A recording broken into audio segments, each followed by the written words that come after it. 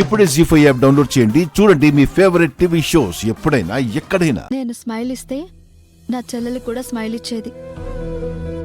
ఇవాళ ఎందుకు డల్గా ఉంది?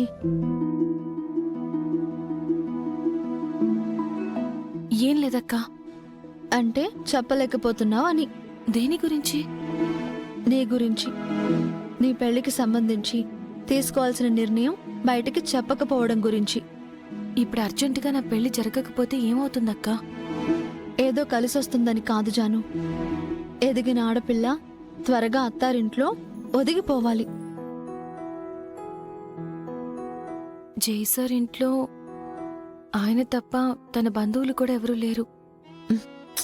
ఎవరూ లేరనే కదా నిన్ను త్వరగా ఆ ఇంట్లో తిరిగాడేలా చేయాలని ఆయన ప్రయత్నం. ఎందుకక్కా నువ్వు నా గురించే ఆలోచిస్తావు?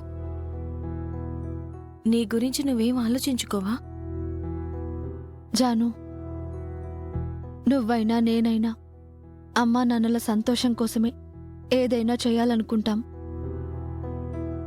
ఈ రోజుల్లో మంచి సంబంధం వెతికి తీసుకురావడం అంటే చాలా కష్టం.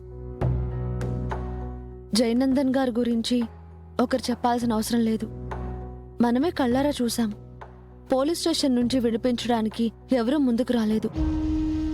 కానీ జయ్ గారు మన ముందుకు కూడా రాకుండా అమ్మా నాన్నల్ని క్షేమంగా పోలీస్ ఎస్క్వాడ్తో ఇంటికొచ్చేలా చేశారు. చిన్న స్థలంలో సొంతిల్లు కట్టుకోవాలనుకున్న నాన్న కళ కరిగిపోతుందనుకునేంత లోపే రుణ విముక్తుల్ని చేసి ఆయనెంత మనసున్నవారో తెలుసుకునేలా చేశారు.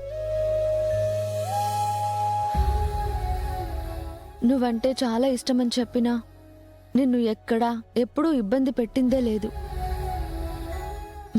జెంటిల్మెన్ కాబట్టే నాన్నతో మాట్లాడి నీ నిర్ణయం కోసం ఎదురుచూస్తున్నారు. ఒక ఆడపిల్లకు అలాంటి వ్యక్తిత్వం ఉన్న మగవాళ్లు తోడుగా దొరకడం అనేది చాలా అదృష్టం ఉంటే తప్ప జరగని పని.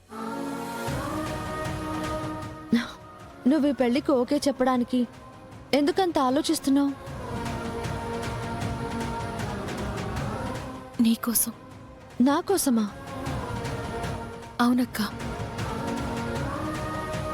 నా స్వార్థానికి నేను పెళ్లి చేసుకుని వెళ్ళిపోతే ఎలా చెప్పు? ఇందులో స్వార్థం ఎక్కడుంది? నాకన్నా పెద్దదానివి. నీ పెళ్ళవ్వకుండా నేను అత్తారింటికి వెళ్ళిపోతే నీ పరిస్థితి ఏంటి? జాను, నా గురించి ఆలోచిస్తూ ప్రేమించే జయనందన్ గారిని వదులుకోకు. అలాంటి సంబంధాలు కోటికొకటొస్తాయి. వదులుకుంటే మళ్ళీ ఆ అదృష్టం వరించే లోపే వయసైపోవచ్చు. నాలా నువ్వుండొచ్చు కానీ నా రాత నీ రాత ఒకటి కాకూడదు. నీ జీవితమైనా బాగుందన్న తృప్తి అమ్మా నాన్నలకు మిగిల్చే బాధ్యత నీదే జాను. ఆలోచించు.